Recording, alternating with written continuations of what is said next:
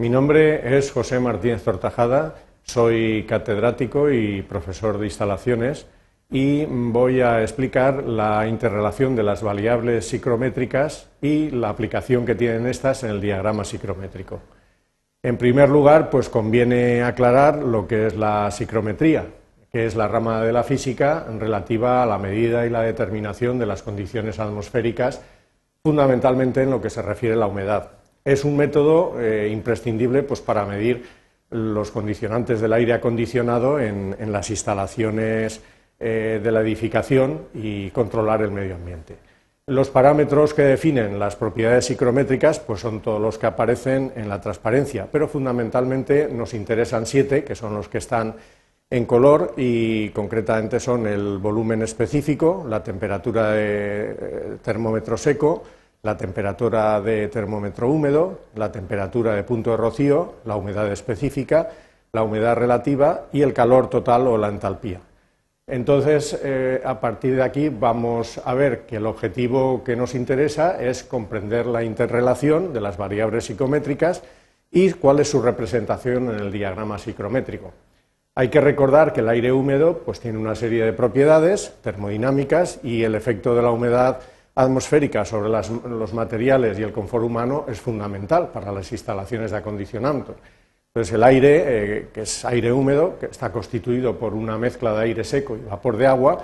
es fundamentalmente pues, un porcentaje de gases y cuya composición aproximada pues, es el 77% de nitrógeno, un 22% de oxígeno y un 1% de anhídrido carbónico con otros gases. El aire tiene una capacidad de retener unas ciertas cantidades de humedad, de vapor de agua, que van aumentando lógicamente con la temperatura. Mediante el diagrama psicométrico pues, podemos controlar una serie de propiedades higrométricas del aire húmedo y visualizar estas variables que intervienen en los cambios térmicos. El diagrama es, por lo tanto, un elemento imprescindible para poder relacionar distintas magnitudes y los procesos que intervienen en el acondicionamiento y climatización del aire. El diagrama que vemos representado en la figura está limitado por el eje de las abscisas horizontal, que es donde se representan las temperaturas secas de bulbo seco en grados centígrados, por el eje de las ordenadas, que es donde quedan reflejadas las humedades específicas en gramos por kilogramo de aire seco, y el diagrama limita a la izquierda por la curva de saturación o curva de rocío, que es el 100% de humedad relativa. Vamos a ver las variables, fundamentalmente las que nos interesan conocer, y luego veremos su interrelación en el diagrama. En primer lugar, la temperatura de bulbo seco, que es la temperatura del aire leída en un termómetro común y que se mide lógicamente en la escala, como hemos visto, de las abscisas, en el eje horizontal de las abscisas, en grados centígrados. La temperatura, otra variable, es la temperatura de bulbo húmedo, que es la que se lee en un termómetro cuyo bulbo está cubierto por una mecha empapada de aire y que revolea en el aire. Y se representan por rectas que se originan en la línea de saturación y caen hacia abajo ya a la derecha. Y la temperatura es un poco menor que la temperatura de bulbo seco. Otra variable, que es la temperatura de punto de rocío, es la temperatura del aire en la condición de saturación, o la temperatura a la que el aire debe ser enfriado para que empiece la condensación. En el punto de saturación, que es el punto de rocío, coinciden las temperaturas de bulbo húmedo y de bulbo seco también. Otra variable es la humedad específica, que es el contenido real de agua en la atmósfera y que se mide en la línea, en el eje vertical de ordenadas, y que se mide en gramos de agua por kilogramo de aire seco. La siguiente es importante porque es la humedad relativa y es la relación de la presión de vapor de agua contenido en el aire con respecto a la presión de vapor saturado que podría contener a la misma temperatura. Y son curvas crecientes de izquierda a derecha, limitando al máximo con la curva de saturación o de rocío, que sería el 100% de humedad relativa. La siguiente variable sería el volumen específico, que son líneas que se originan en las temperaturas de bulbo seco y suben hacia arriba con una ligera inclinación hacia la izquierda. El volumen específico es la recíproca de la densidad o peso específico y se expresa en metros cúbicos por kilogramo de aire seco. y la otra variable, que es el peso específico o densidad, es la inversa del volumen específico. Y nosotros solemos tomar en condiciones normales como valor de peso específico del aire 1,24 kilogramos metro cúbico. Luego estaría, por último, la entalpía, que es el contenido total de calor o de energía, y es la cantidad que indica pues, esa energía contenida en la mezcla de aire-vapor de agua por encima de 0 grados. Se mide en una escala específica, que está arriba del diagrama, en la curva de Rocío, en kilocalorías por kilogramo de aire seco. Bien, también nos interesa conocer lo que es el calor específico del aire, porque es un valor que vamos a manejar, y entonces el calor específico,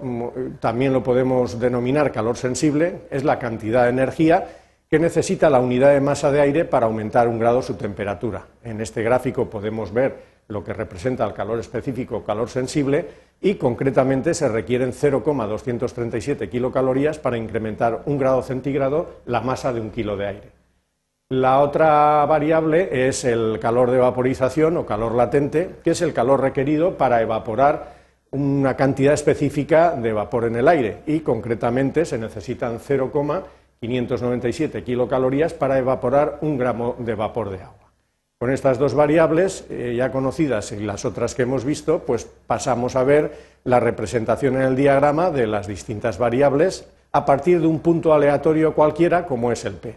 En primer lugar, la temperatura de bulbo seco, que la representamos, como vemos, en el eje de las abscisas, quedando reflejada en esta línea vertical ascendente, pasando por el punto P, sería B sub B, la temperatura de bulbo seco. A continuación, la temperatura de bulbo húmedo, que sería la línea vertical, que pasando por la línea inclinada, que pasando por el punto encuentra la línea de saturación, y el valor sería el que corresponde a partir de ese punto en el eje de las abscisas, la temperatura de bulbo húmedo, que es menor que la temperatura de bulbo seco. Luego la humedad relativa, que es la curva que pasa por el punto, indicando el porcentaje de humedad relativa. Y a continuación la siguiente variable sería la temperatura de rocío, que es la temperatura del aire cuando empieza a condensar, cuando está saturado de vapor y se enfría. Es la línea, por lo tanto, horizontal que pasando por el punto se encuentra con la línea de saturación, y el valor correspondiente en el eje de las abscisas, que es la temperatura de punto de rocío, P sub R, sería el valor correspondiente más pequeño, lógicamente, que la temperatura de bulbo seco y la temperatura de bulbo húmedo. La humedad específica es el valor o la cantidad de gramos de agua por kilogramo de aire seco, y es la línea que pasando por el punto encuentra a la derecha el eje de las ordenadas, y a continuación tendríamos la entalpía, que nos daría idea de la cantidad de energía contenida en el punto, por lo tanto es la línea isentálpica que pasa por el punto P y se encuentra con la escala de entalpías arriba del diagrama, por arriba de la línea de saturación. Y por último, la séptima variable importante es el volumen específico, que vemos que pasando por el punto una línea inclinada, ligeramente inclinada de derecha a izquierda en el sentido de bajada, nos representa el volumen específico que tenemos que medir en metros cúbicos por kilogramo de aire. La ventaja del diagrama es que, conocidas o dadas, definidas dos variables cualesquiera, podemos obtener las otras 5 por interrelación a partir del diagrama. Vamos a ver como aplicación un ejemplo, un par de ejemplos, concretamente cuando una muestra de aire se calienta o se enfría sin añadir ni quitar humedad, pues el punto se desplazaría hacia la derecha calentándose o hacia la izquierda enfriándose. Si por el contrario lo que se pretende es humidificar, pues subiría en vertical aumentando el valor de humedad específica, y si lo que queremos es deshumidificar, pues sería bajar hacia abajo, con lo cual tenemos los movimientos de cualquier punto en calentamiento, humidificación, enfriamiento o deshumidificación. Si se quisiera calentar y al mismo tiempo humidificar, pues bueno, sería un desplazamiento hacia la derecha y hacia arriba, y al revés, si se quisiera enfriar y deshumidificar, el desplazamiento sería hacia abajo y hacia la izquierda. Otra aplicación interesante sería, pues, por ejemplo, considerar qué le pasa a un punto de una muestra de aire, como el A, que está a una temperatura de bulbo seco de 26 grados centígrados, con un contenido de de humedad de 10,5 gramos kilogramo y esta muestra se enfría pues hasta alcanzar la línea de saturación, que sería el punto B, donde no puede contener más vapor de agua, y vemos que ahí la temperatura sería más baja, lógicamente, de 14,7, enfriándose por lo tanto, y esa es la temperatura que se conoce como punto de rocío de la muestra. Si siguiéramos enfriando, lógicamente, pues se alcanzaría un valor más pequeño de temperatura, pero ya moviéndonos por la línea de saturación o de rocío hasta el punto C, que por ejemplo pues alcanzaríamos los 10 grados centígrados y correspondería a una humedad específica más baja, porque habríamos perdido humedad por condensación, concretamente en este caso pues de 8 gramos por kilogramo de aire seco. Esto es lo que vemos y lo que ocurre en el proceso de enfriamiento de los refrigeradores de aire acondicionado. Vemos pues que el diagrama efectivamente sirve de alguna manera pues para reflejar distintas condiciones y movimientos en ambientes controlados por aparatos termodinámicos. Vamos a hacer por último un ejemplo de aplicación, un problema concreto, para un aula, supuestamente un aula de unos 150 metros cúbicos de volumen, que se encuentra en una situación típica de invierno, con una temperatura de bulbo seco muy baja, de 5 grados centígrados, con una humedad pequeña del 30%, y queremos pasar a una situación de confort agradable, pues de 24 grados centígrados, con una humedad relativa del 50%. En primer lugar, queremos calcular el calor sensible y el calor latente, que sería el calor total o entalpía de la transformación, y en segundo lugar, pues calcular la potencia térmica requerida en media hora de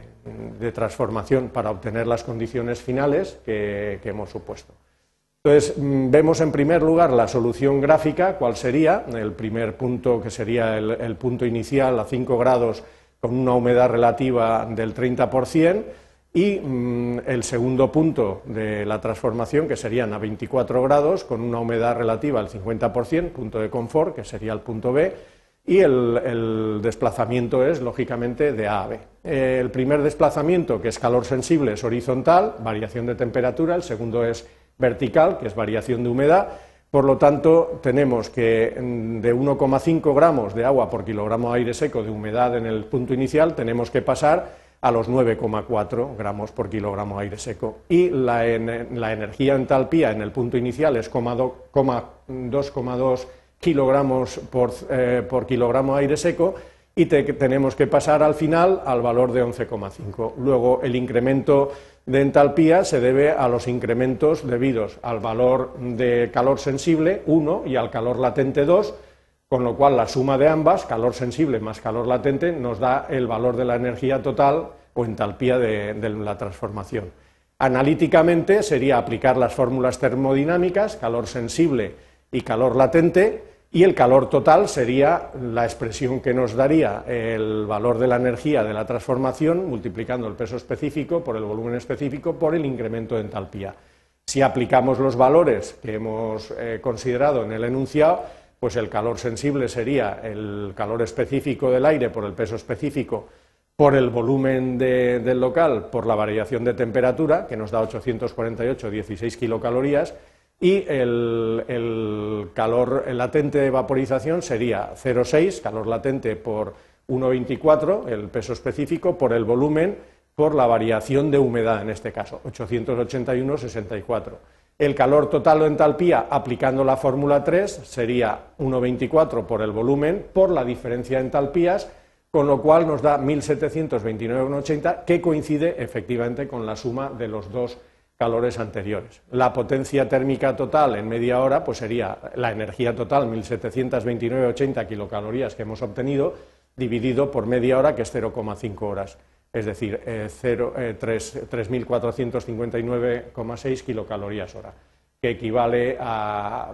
4,02 kilovatios, considerando 860 vatios, la equivalencia en kilocalorías hora. La conclusión, por fin, es que de esta manera podemos describir cuál es la carta psicométrica de una manera simple para ver los procesos que tienen lugar pues, en las máquinas termodinámicas que influyen en el diseño de las instalaciones de climatización. y entendiendo que la climatización es un sistema mediante el cual se mantienen controladas las condiciones ambientales, pues bueno, entendemos que es fundamental en instalaciones de acondicionamiento y en los diseños que se han de hacer de estos sistemas de climatización para cualquier aplicación en cualquier tipo de edificio.